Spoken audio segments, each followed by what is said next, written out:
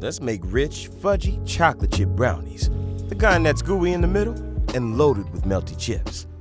Start by preheating your oven to 325 degrees Fahrenheit fan or 170 degrees Celsius.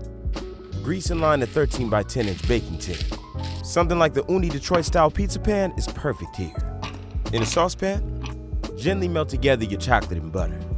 Once smooth, take it off the heat and let it cool for about 10 minutes. This helps stop the egg scrambling later. Now, in your mixer bowl with the silicone beater attached, add the sugar, a pinch of salt, and vanilla. Pour in that melted chocolate butter mix and blend on 50% power for 1 minute. Then pause the mixer. We're keeping things silky, not airy.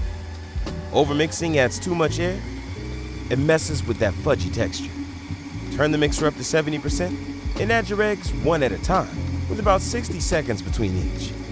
Once they're all in, pause the mixer again. Sift in your flour and cocoa powder. This gives us that dense, chewy brownie bite. Mix for 1 minute at 70%, then pause again. Now the good stuff. Stir in the white and milk chocolate chips. Mix at 70% for 30 seconds, just enough to fold everything together. Scoop that glorious brownie batter into your lined tin. Use a spoon or spatula to smooth it out nice and even. Then bake uncovered for 35 to 40 minutes. If your tin's larger, check a little earlier. Thinner brownies bake quicker. Smaller tin, they'll need more time.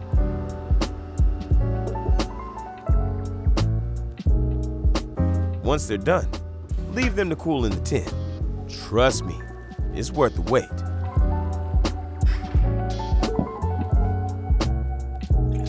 Then slice into squares and serve. Fudgy, chocolatey, and totally irresistible. That's it.